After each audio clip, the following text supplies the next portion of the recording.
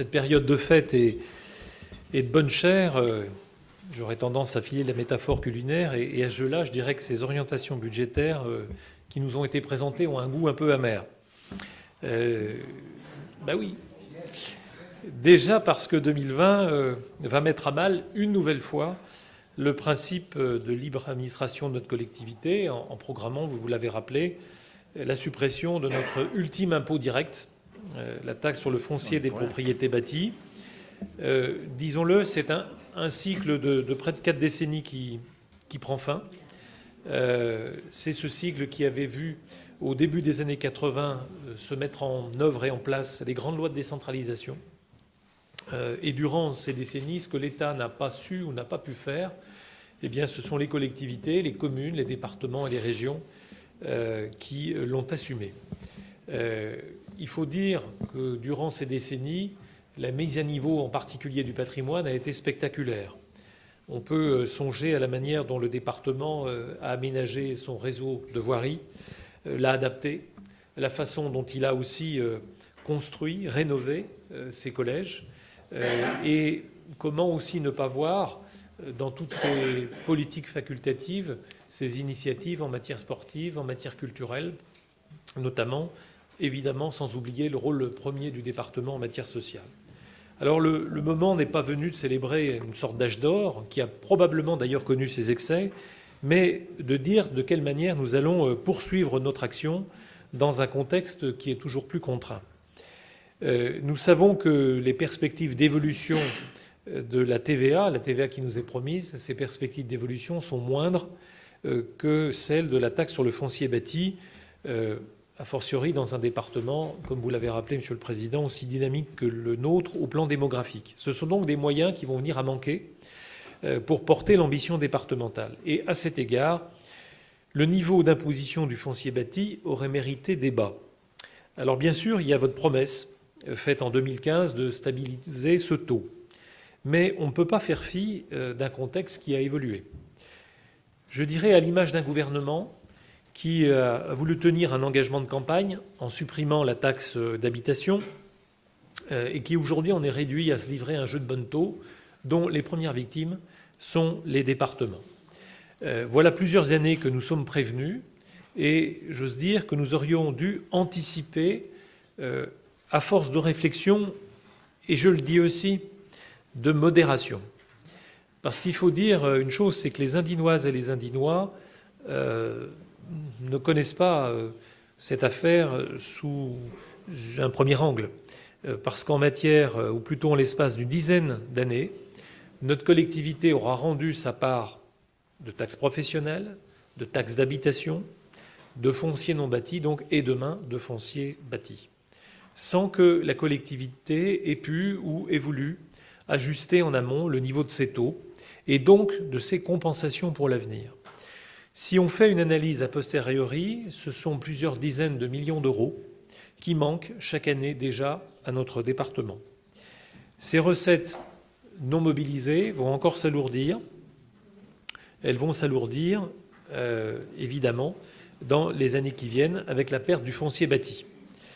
Nous allons figer en 2021 une compensation qui va être inférieure de 20 millions d'euros par an à ce qu'elle sera en moyenne pour les autres départements français. C'est considérable. Alors je vous entends déjà, en guise de réponse, nous rappeler donc la parole donnée en 2015. Je vous entends déjà nous redire le lien entre la fiscalité et l'attractivité, dénoncer la fragilité ou la facilité, de l'impôt. Moi, je dirais que ce sont des arguments un peu éculés qui ne vont pas masquer vos contradictions. Vous ne pouvez pas à la fois dénoncer la suppression de la taxe d'habitation pour le bloc communal et, dans le même temps, ignorer le levier fiscal. La vérité, c'est que l'un, par son positionnement géographique, est et restera un département attractif, indépendamment de quelques dixièmes d'impôt local en plus ou en moins. Mais cette attractivité, elle nous oblige dans beaucoup de domaines et nous avons peine à y répondre. La preuve est faite dans le domaine de l'investissement. On nous dit, je cite le rapport, qu'il est soutenu par une politique de grands travaux. Mais la réalité, c'est qu'il ne marque le pas. Sa progression n'aura guère été que de 1% cette année, comparativement à l'an dernier, et vous affichez une progression calée sur l'inflation en 2020. Le contexte, on le sait, est pourtant des plus favorables, si l'on en juge par l'évolution des droits de mutation. Je le rappelle, 10 millions d'euros de plus par an depuis 3 ans, quand vous n'intégrez pour l'exercice 2020 guère que le tiers de cette progression. Il y a là une prudence dont je dirais qu'elle confine à la frilosité. D'autant que la capacité de désendettement s'améliore, elle donne des marges. Combien de projets routiers dans ces conditions ne seront pas engagés en 2020 ? De contournements routiers, pour ne citer que quelques exemples. Combien de logements sociaux qui auront peine à sortir de terre et qui sont pourtant indispensables ne vont pas être mis en chantier ? Quel manque d'ambition aussi pour relever le défi de la transition énergétique et écologique, parce que beaucoup serait à faire en matière de construction. Ce sont des dizaines de milliers de mètres carrés qu'il faudrait isoler en particulier. Et puis, que dire de la mobilité ? Il y aurait beaucoup à faire pour faciliter les modes doux de déplacement. Nous n'allons, je crois, pas assez vite et pas assez fort dans ces domaines. Et surtout, il n'y a aucune prévision pluriannuelle qui permette de nous projeter. Comme si l'urgence était pour demain, alors qu'elle se manifeste chaque jour un peu plus. En tout cas, à lire ces orientations, je dirais que c'est une forme d'amertume qui l'emporte, le sentiment que nous vivons une période charnière, qui est faite d'obstacles, bien sûr, sur notre chemin, mais en tout cas que nous ne cherchons pas à explorer de nouvelles voies, si ce n'est, de votre part, ce matin, Monsieur le Président, votre envie, je la sens, irrésistible, de régler des comptes avec le passé. Vous avez beaucoup insisté sur le passé, mais je ne vous en veux pas, Monsieur le Président, parce que, faute d'adversaire, pour reprendre les mots de Sénèque, le courage s'étiole. Et vous avez besoin, face aux défis qui vous attendent, besoin et de l'un et de l'autre. Bien. Merci, Monsieur Greffet. Est-il d'autres interventions ? Monsieur Abad. Merci, Monsieur le Président. Vous en conviendrez, je serai certainement moins amer que Monsieur Greffet, mais vous comprendrez naturellement. J'ai un point d'accord avec lui, c'est sur la question de la taxe foncière sur les propriétés bâties et la question effectivement de cette perte de cette dernière impôt local au niveau des départements. Monsieur Greffet, vous l'avez dit vous-même, c'est un mouvement qui vient de loin et qui abîme l'autonomie fiscale et financière des collectivités territoriales. Et je crois qu'au moins nous partageons ce combat qui est celui effectivement d'avoir un impôt local par niveau de collectivité et de faire en sorte qu'on puisse préserver l'autonomie financière et fiscale des collectivités locales. Pour moi, je vais vous dire comme je pense même qu'on porte atteinte à la ligne d'administration des collectivités et qu'on devrait même avoir un débat qui devrait être tranché devant le Conseil constitutionnel sur ce sujet. Mais sur ce point-là, je vous rejoins. Sur le reste, on est bien sûr en profond désaccord, mais ce que j'aime bien, c'est qu'il y a une continuité dans ce désaccord, ce qui montre que peut-être et notre majorité et votre opposition, au moins, ont le mérite de la cohérence, chacun dans leur domaine. Vous nous dites, en gros, on aurait dû anticiper ces pertes de dotation ou ces pertes d'impôts en tant que telles. Et donc, si je vous suis jusqu'au bout, anticiper, ça veut dire on aurait dû augmenter les impôts pour compenser cela. D'abord, je ne suis pas sûr que, honnêtement, le jeu en vaille la chandelle. Quand on regarde les choses, un point d'augmentation, par exemple, de taxes foncières en tant que telles, je ne suis pas sûr que ça permette de compenser les baisses de dotation et les pertes ici ou là, on pourrait en discuter. Et puis surtout, au-delà de ça, c'est un problème d'approche des choses. Vous pensez que parce qu'on n'augmente pas les impôts, on appauvrit la collectivité. Nous, on pense que parce qu'on n'augmente pas les impôts, on préserve le pouvoir d'achat des Indinois. Et ce n'est pas effectivement tout à fait la même approche. Nous considérons qu'on peut préserver, on doit préserver ce pouvoir d'achat, et que sinon, ça veut dire qu'à chaque fois qu'on supprime un impôt ou modifie un impôt dans ce pays, il faudra le compenser par une hausse d'impôt à côté. Moi, j'ai une question. Alors, en tant que maire, vous allez faire exploser le montant de votre taxe d'habitation dans votre commune. Parce que si on suit votre logique, ça veut dire qu'en gros, en tant que maire et président de la communauté de communes, vous allez augmenter les impôts. C'est ce que vous nous dites ce matin, dont acte. Mais ça veut dire qu'il va y avoir une montée forte pour vos concitoyens des impôts en tant que tels. Moi, je pense que notre responsabilité, malgré ce contexte difficile, il est au contraire de ne pas augmenter les impôts et donc de maîtriser le fonctionnement pour préserver ses capacités d'investissement. Et quand je vous entends, je me dis qu'heureusement qu'on a eu qu'une fois l'alternance politique à gauche dans ce département, parce que sinon, on ne serait certainement pas le 3e département industriel de France, et on n'aurait certainement pas une capacité d'attractivité. Vous avez dit, vous allez tout sortir, mais oui, parce que la capacité d'attractivité, elle se fonde là-dessus. Je rappelle quand même qu'on a été élu aussi parce que justement, il y avait un ras-le-bol et une overdose fiscale dans le département. 212% d'augmentation de la taxe d'aménagement, augmentation des taxes foncières sans précédent, et qu'à un moment donné, les électrices et les électeurs ont décidé, ils ont tranché, ils ont fait le choix d'un projet politique sans hausse d'impôts. Et c'est ce projet politique et ce choix-là qu'ils ont fait, et moi je trouve que c'est l'honneur de notre majorité départementale que de tenir effectivement cet engagement et de tenir cela. Je ne crois pas, M. Greffet, à l'assommoir fiscal. Je ne crois pas que c'est par l'assommoir fiscal qu'on résoudra les problèmes dans notre pays et en particulier dans notre département. Est-ce qu'on a le sentiment que le niveau de service a baissé dans le département alors qu'on n'a pas augmenté les impôts? Je ne crois pas. Est-ce que l'augmentation des impôts serait la réponse à tout? Je ne crois pas, et vous le connaissez comme moi. Les montants sont finalement limités, y compris quand on joue uniquement sur le taux, sans jouer sur l'assiette et sans jouer sur le reste, sur les impôts en tant que tels. Donc, moi, ce que je crois et ce que nous croyons effectivement dans notre département, c'est que la non-augmentation des impôts, c'est effectivement une chance, c'est un moyen de préserver le pouvoir d'achat des Français à un moment où il y a beaucoup d'interrogations qui sont faites. La deuxième chose, c'est qu'au-delà de la non-augmentation des impôts, on baisse la dette. Et ça, c'est aussi un enjeu majeur.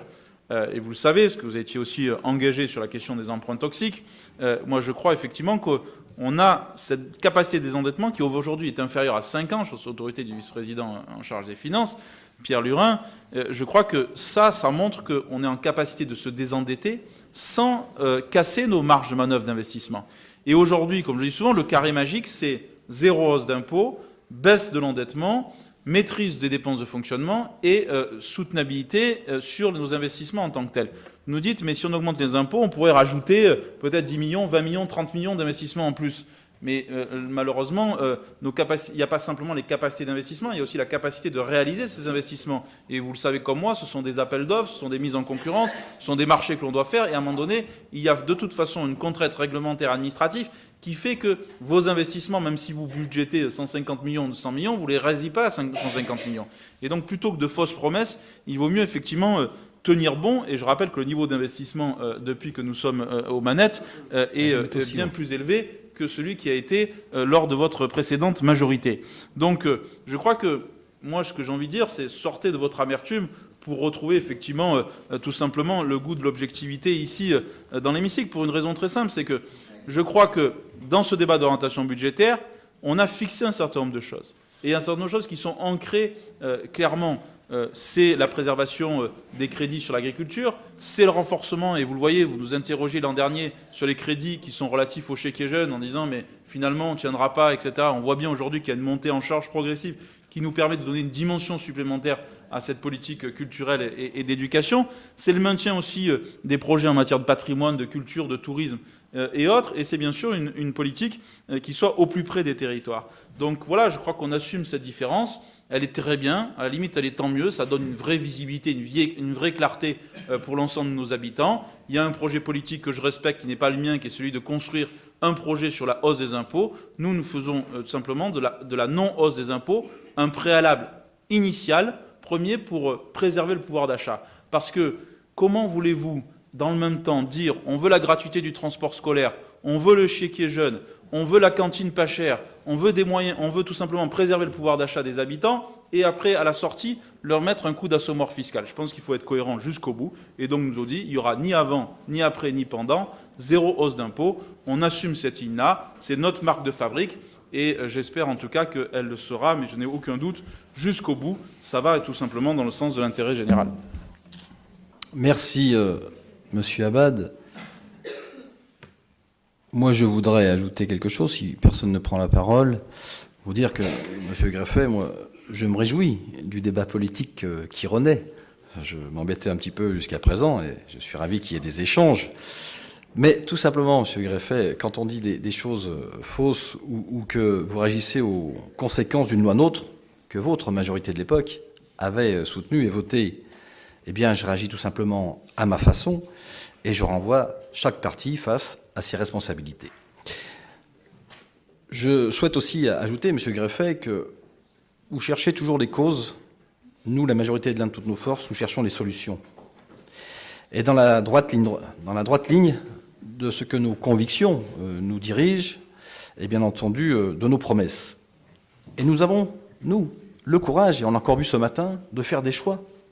Là où vous vous abstenez, non, même pas, vous ne prenez pas part au vote, eh bien nous assumons nos choix et nous les faisons. Et quand je vois les investissements qui ont été listés tout à l'heure, qui sont en cours ou à venir, et quand je vois surtout le taux de réalisation, comme l'a souligné le député Abad, jamais atteint auparavant, qui dépasse même les 95%, c'est bien preuve que nos projets collent tout simplement à la réalité de la réalisation de ces investissements. Et donc, on ne peut que s'en féliciter parce qu'on ne fait pas de fausses promesses. On dit carrément ce que l'on va faire et on le fait. 95%, reconnaissez que c'est du jamais vu.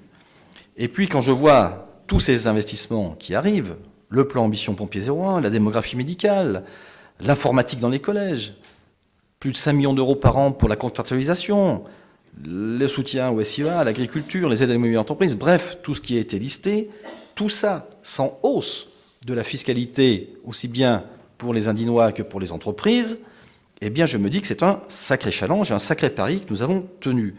Et je n'oublie pas qu'entre-temps, nous avons subi une baisse de 54 millions d'euros de baisse de dotation de la part de l'État. Tout ça, en faisant tous ces investissements, je pense que cela est possible grâce à une gestion de nos finances saine, rigoureuse, raisonnée, mais surtout ambitieuse, puisqu'on ne ferait pas ça sans ambition, et tout simplement une gestion des finances responsable au profit des habitants du département de l'Ain. Alors, vous me dites qu'il vous semble que l'urgence est pour demain. Mais monsieur Greffet, oui, l'urgence est pour aujourd'hui et pour demain. Pourquoi ? Elle est là à cause du retard pris par vos hésitations, du retard sous votre mandature, qui nous a simplement obligés d'accélérer et d'aller vite pour rattraper ce retard vis-à-vis des autres départements. C'est uniquement cela, la cause de cette accélération, et je le dis encore, tout à fait raisonnée, puisque ce que nous affichons, eh bien nous le réalisons. Bien. Monsieur Greffet, réponse. Bien sûr, parce que tout de même, ce que j'ai pu entendre participe, je ne crois pas, de la clarté des échanges. J'ai entendu, le collègue Damien Abad s'est interrogé sur le fait que cette affaire fiscale n'en valait pas la chandelle. Je dis simplement, il faut en avoir conscience, qu'à compter de 2021, nous serons compensés en moyenne à un niveau de 20 millions d'euros de moins que la moyenne des départements de France. Et dans ces départements, ou parmi ces départements qui seront davantage compensés pour des questions fiscales, eh bien, il est un certain nombre de départements nombreux qui sont présidés aujourd'hui par certains de vos amis, qui ont eu une approche parfois différente. Vous nous dites la question de l'attractivité, mais l'attractivité, effectivement, elle est aussi réglée par des décisions nationales. Ça a été, je l'ai dit, la suppression de la taxe professionnelle, disons-le. Cela a aidé le département, tout comme le CICE, dont je crois, auquel vous vous êtes opposé. Le CICE, c'est un bénéfice pour l'industrie départementale et le tissu économique de près de 400 millions d'euros à l'année. C'est donc un enjeu considérable d'attractivité et je crois que nous n'avons pas forcément à faire le sacrifice de l'impôt. Vous nous redites, c'était l'argument de votre campagne de 2015, que la taxe d'aménagement a été augmentée de 212%. Il est vrai que quand on part de quelques dixièmes, c'est assez simple à faire ce calcul. Si ce n'est qu'aujourd'hui, elle dégage 11 millions d'euros et que c'est ce qui permet d'assumer vos engagements en matière d'espace naturel, sensible en particulier. Et ce budget va le vérifier. Donc on ne peut pas à la fois, condamner une progression qui aujourd'hui sert vos objectifs et nos objectifs communs du reste. Et puis, dire aussi que quelques propos qui aient pu être tenus, l'investissement marque le pas. Alors là, franchement, de nous dire que parce qu'il y a des règles propres à la commande publique, que nous ne pourrions pas faire davantage, je voudrais juste rappeler que dans ce département, il y a quelques années, le niveau d'investissement avait pu être à quelque soit 170 millions d'euros. par an. Et donc, il n'y a pas, j'allais dire, de manque de fonction support à ma connaissance pour mener à bien cette politique d'investissement. Juste une comparaison. Ces 5 dernières années, le niveau d'investissement aura été de 122 millions d'euros par an. Sur la même période, les 5 années précédentes, il aura été de 113 millions d'euros sur la période 2015-2020, 122 sur la période 2009-2014, c'est-à-dire 9 millions d'euros par an de plus, 54 millions en l'espace de 6 ans.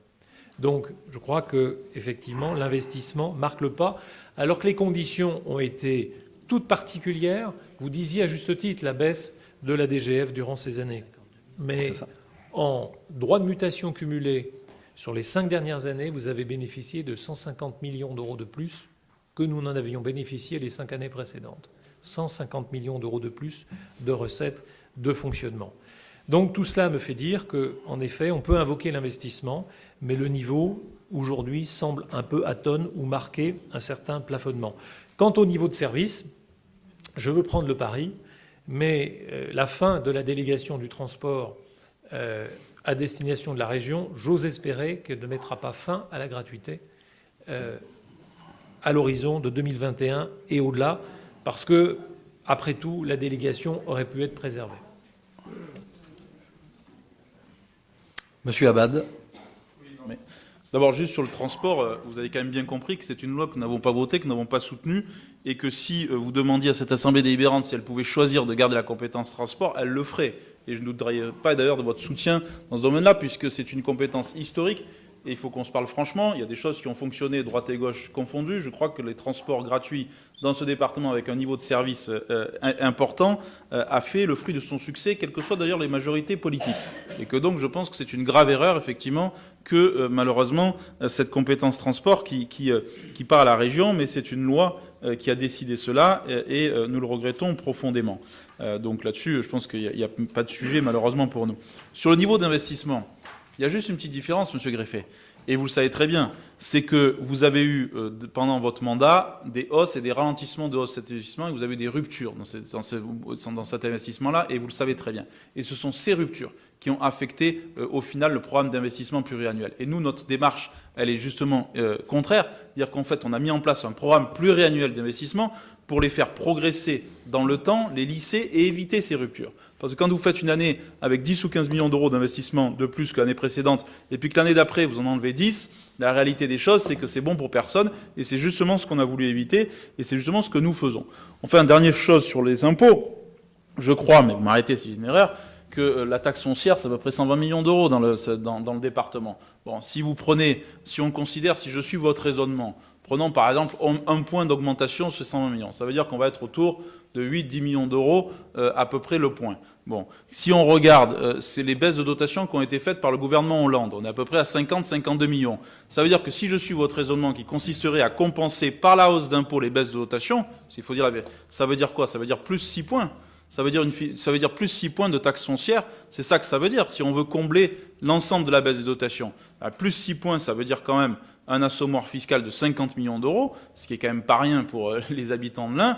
Voilà, mais après, encore une fois, c'est très bien. Moi, je trouve que c'est bien qu'on ait ce débat parce que c'est une confrontation projet contre projet, vision contre vision, et c'est montrer effectivement nos différences. Et sa différence, elle est majeure, elle est intrinsèque, elle est d'ailleurs depuis le début de ce mandat claire là-dessus, c'est que nous, effectivement, on n'a pas envie de mettre 50 millions d'euros de charges fiscales supplémentaires sur les habitants du département. Et je pense qu'on est en capacité de le faire, à condition, bien sûr, de maîtriser les dépenses de fonctionnement, de réformer ce que nous avons fait sur l'action sociale, par exemple, et dans d'autres secteurs, ce qui nous permet de maintenir un niveau d'investissement qui est largement satisfaisant dans tout le département et qui nous permet effectivement de faire face à cela. Je rappelle quand même qu'on est un département où il y a le taux de chômage le plus faible de France, ce qui montre bien notre attractivité économique, ce qui montre bien aussi notre capacité, en tout cas nos capacités économiques en tant que telles, et que notre enjeu pour nous, c'est d'ailleurs pour ça aussi qu'au début du mandat, on a eu un point de différenciation sur la question de la brigade antifraude au RSA, parce que nous, on pensait effectivement qu'aujourd'hui, on est plus dans le département de l'Ain, plus face à un problème d'emploi que face à un problème de chômage. Et que donc, à partir de là, il fallait relancer le moteur de l'emploi et faire en sorte qu'on puisse se rapprocher du monde de l'emploi. Voilà, ce sont des divergences politiques que nous devons assumer en toute tranquillité et qui me rassurent ce matin sur le rôle de l'opposition et de la majorité. Merci, Monsieur Abad. Je pense que chaque groupe a pu s'exprimer. Je vais laisser conclure notre vice-président en charge des finances. Oui, merci Monsieur le Président. Moi, je trouve ce débat tout à fait surréaliste, en fait. Au bout de 5 années d'exercice de notre mandature, vous êtes encore à nous reprocher de ne pas augmenter les taux d'imposition. Avez-vous un seul moment échangé avec les Indinoises et les Indinois? Vous êtes dans du calcul budgétaire uniquement. Nous avons décidé depuis le départ, de respecter la parole politique. Et le président Abad l'a rappelé. Il y a eu un mandat politique. Clairement, il a été conclu avec les habitants de ce département sur la non-augmentation des taux d'imposition. Eh bien oui, Monsieur Greffet, ne vous en déplaise, nous tenons ces engagements. Quel que soit le contexte, et vous le savez que depuis 2014, ce contexte, il a été très incertain, en évolution permanente, et on en parle aujourd'hui avec la suppression de l'autonomie fiscale et donc la disparition de la recette sur le foncier bâti. 54 millions d'euros de dotation en moins. On évoquait plus de 7 millions de fonds de compensation prélevés de charges nettes sur le département. Comment voulez-vous encore aujourd'hui tenir d'autres discours que celui, certes, du volontarisme que nous avons et que nous exerçons au quotidien, mais en même temps celui de la rigueur en termes de gestion de fonctionnement. C'est ce qui nous permet aujourd'hui d'avoir doublé notre épargne brute en 5 ans. C'est ce qui nous permet d'avoir triplé, plus de 3,5 notre épargne nette en 5 ans. Et nous poursuivons. Il ne me semble pas que les engagements qui ont été pris devant les Indinoises et les Indinois au moment de l'élection 2015 soient mis à mal. Vous parliez d'investissement, mais si on regarde dans le détail, et le président Abad a raison de le dire, c'était des pics d'investissement. Vous n'étiez pas dans la linéarité de l'investissement. Alors certes, et on le sait, et on le voit d'ailleurs cette année, s'agissant du plan collège, vous avez des années avec beaucoup plus, des années avec moins, parce qu'effectivement les choses doivent se lisser dans le temps. Mais néanmoins, on constate depuis 4-5 ans, nous avons réussi à lisser un niveau d'investissement relativement important, qui reste à un niveau élevé, et qui est compatible avec nos capacités. Alors après, tout le débat qu'on peut avoir, effectivement, sur l'incertitude de l'avenir, il est là, mais personne ne va vous dire le contraire. Bien sûr qu'il y a des interrogations sur le dynamisme des bases de TVA par rapport au foncier bâti, bien sûr, mais c'est ce qui nous permet aujourd'hui de continuer à rester prudents, tout en ayant assumé nos engagements devant les Indinoises et les Indinois. Et pour le coup, c'est pas les leçons sur l'investissement, je donnais l'exemple du SDIS, mais bon Dieu, mais que n'avez-vous fait pendant des années alors que à aucun moment, vous n'avez été à ce point aux côtés du SDIS. Donc les leçons, quelques années après, je pense que vous pouvez effectivement les proférer. Les électeurs et les Indinoises et les Indinois jugeront. Moi, je me sens beaucoup plus à l'aise à être en phase avec ce qui a été dit. Et surtout, on aborde l'année 2020, à dire aux Indinoises et aux Indinois, nous faisons avec ce que nous avons sans aller percevoir un peu plus d'impôts. Tout le reste, c'est effectivement de la littérature politicienne. Vous avez raison d'être, et je crois que Damien Abad a raison de le dire, finalement la clarification politique, elle est là, année après année, débat d'orientation budgétaire après débat d'orientation budgétaire. Vous nous dites, et vous nous faites part de votre amertume, tant pis pour vous, en tout cas pour ce qui nous concerne, nous ne sommes pas amers d'avoir tenu nos promesses et nous arrivons à la fin du mandat devant les électeurs avec un mandat accompli et conformément aux engagements qui auront été pris. Bien, merci Monsieur le Vice-président. Donc je note qu'il y a eu débat, on ne peut pas dire moins, donc c'est important de l'inscrire. Je vais suspendre la séance maintenant, on est vraiment pile